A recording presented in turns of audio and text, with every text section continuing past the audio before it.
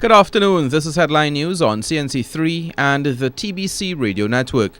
UNC political leader Kamla Persad-Bissessar has extended condolences to the relatives of the 4 people murdered on Monday at their home in Gonzales, Belmont. Speaking to supporters at the Esperanza Presbyterian School last night, Persad-Bissessar called for the dismissal of National Security Minister Martin Joseph. She said Prime Minister Patrick Manning should fire Joseph because of the government's inability to curb the spiraling rate of crime. She said the murder of the 4 in Gonzales was the latest example of the PNM government's failure to deal with crime. I call for the immediate dismissal of the Minister of National Security. Call for the immediate dismissal of the Minister of National Security. And Mr. Manning has the gall to refer to him as one of his best ministers.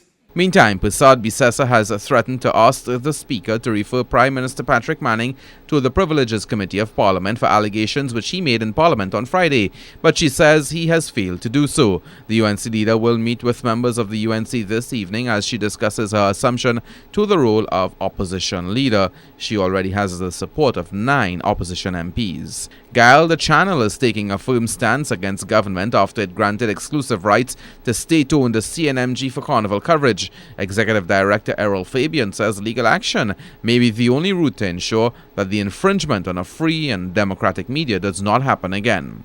We respect people's rights. People have rights to venues where there's an admission charge. People have rights to the competition areas and they may exercise that right.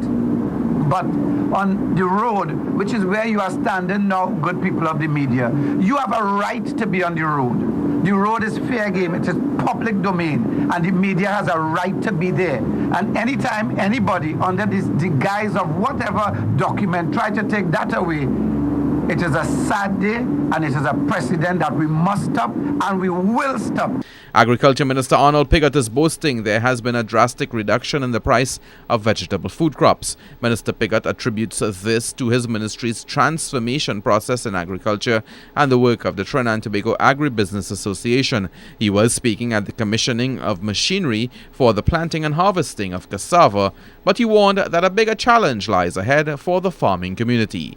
One may argue that the greater challenge that we have in Trinidad and Tobago right now, or indeed that will come to us when food production levels are further ramped up, will be that of achieving international competitiveness, particularly for commodities that are targeted for priority development and for export.